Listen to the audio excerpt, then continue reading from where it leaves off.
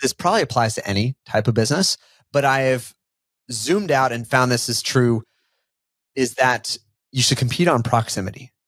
And so what I mean by this is the easiest first sales for any business are going to be close to you because you have a unique advantage. And so I don't know if anybody's ever been to like the farmer's market, but you go to the farmer's market and their likelihood to get a sale is better just because they're in my town, right? They are winning over big national brands and chains on proximity. That's geographical proximity. And if you look at like other, call it kind of like scrappy business starts, the MLM space models this very well. And a lot of people's like introduction into entrepreneurship is in this like multi-level marketing where they teach people how to sell to their network, because that should be the easiest sale to make. It just is. And so for a lot of times when they're starting off, even in the SaaS space, I ask folks like, consider what is close to you.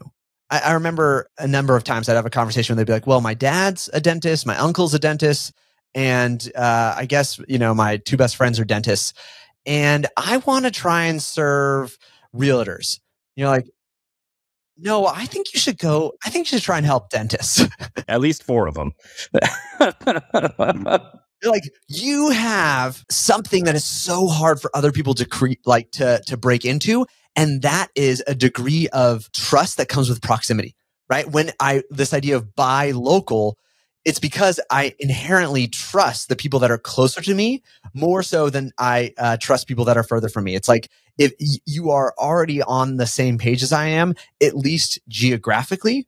And so I will attribute a higher value to you. I will sometimes pay more for that produce from the farmer's market than I might from the produce that might have been shipped in from, Australia or Mexico, wherever. Why? It's just like ingrained in us as human beings it's actually born out of our capacity for empathy, which is super interesting because your ability to empathize, like that skill of empathy comes from the skill of anticipating what someone else is going to do.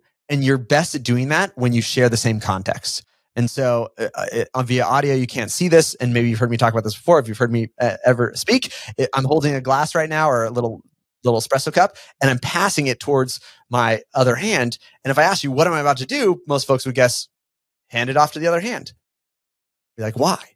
Because you're imagining, given all the context, yourself in my shoes, all of the clues say, I'm about to transition which hand is holding the cup.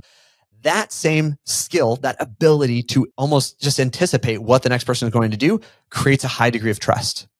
It's weird because what am I doing? I'm putting myself in your shoe. That's empathy.